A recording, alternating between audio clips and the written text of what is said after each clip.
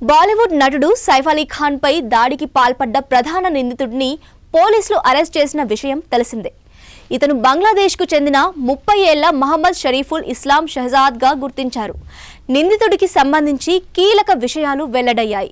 జనవరి 16న బాంద్రాలోని సైఫ్ అలీ ఖాన్ నివాసంలో దాడి చేసిన దుండగుడు తెల్లవారుజామున 2:30 సమయంలో అక్కడి నుంచి పారిపోయాడు. ఘటన తరువాత బాంద్రా ప్రాంతంలోనే ఉన్న బస్టాప్లో ఉదయం 7 గంటల వరకు పడుకున్నాడు. ఆ తర్వాత రైలెక్కి ముంబై సెంట్రల్లోని వర్లీకి చేరుకున్నాడు. దాడి జరగడానికి ముందు అర్ధరాత్రి దాటాక నిందితుడు సైఫ్ అపార్ట్మెంట్లోకి ప్రవేశించాడు. 8 అంతస్తుల వరకు మెట్ల మార్గంలోనే వెళ్లాడు. తర్వాత డక్ట్ ఏరియాకు చేరుకొని పైపు పట్టుకొని పాక్కుంటూ 12వ అంతస్తుకు చేరుకున్నాడు. పైపు నుంచి సైఫ్ ఫ్లాట్లోకి బాత్రూమ్ కిటికీలు తొలగించి ఇంట్లోకి చొరబడ్డాడు. ఈ క్రమంలోనే పెనుగులాటలో సైఫ్ పై దాడి జరిగింది. నిందితుడు తొలుత సైఫ్ చిన్న కొడుకు జహ్ ఉంటున్న గదిలోకి వెళ్లాడు. దుండగుణ్ణి చూసిన జహ్ కేర్ టేకర్ కేకలు వేయగా సైఫ్ అక్కడికి చేరుకున్నాడు. ఈ క్రమంలో వారి మధ్య పెనుగులాట జరిగింది. దీంతో సైఫ్కు 6 చోట్ల కత్తిపోట్లయ్యాయి.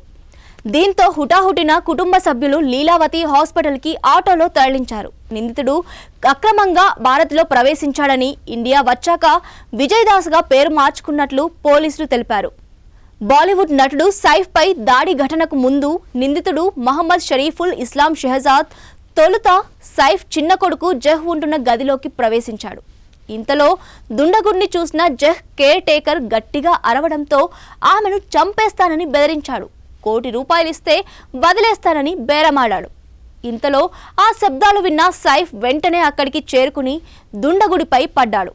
ముందు నుంచి గట్టిగా పట్టుకున్నాడు. ఈ పెనుగులాటలోనే సైఫ్ వెన్నుపై నిందితుడు కత్తితో దాడి చేశాడు.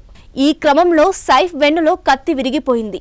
6 కత్తిపోట్లు పడి రక్తం కారుతున్న సైఫ్ గుండె ధైర్యంతో దుండగుడిని ఫ్లాట్లోనే ఉంచి బయట నుంచి తలుపు వేశాడు. అయితే దొంగోడు తెలివిగా తాను వచ్చిన మార్గంలోనే తప్పించుకున్నాడు. మొత్తం 12 అంతస్తుల్లోని ఆ అపార్ట్మెంట్లో 9 అంతస్తుల మెట్లెక్కి వచ్చాడు. తర్వాత డక్ట్ ఏరియాలోని పైప్ను పట్టుకుని పాక్కుంటూ సైఫ్ బాత్రూంలోని కిటికీ తొలగించి ఇంట్లోకి చేరుకున్నాడు. సైఫ్ రూమ్లో పెట్టి బంధించడంతో నిందితుడు అదే బాత్రూం నుంచి పైపులు పట్టుకుని తప్పించుకున్నాడు. నిందితుడు బంగ్లాదేశ్లోని ఝలోకటి జిల్లాకు చెందినవాడిగా పోలీసులు గుర్తించారు. గత 5 నెలలుగా ముంబైలో ఉంటున్నాడు.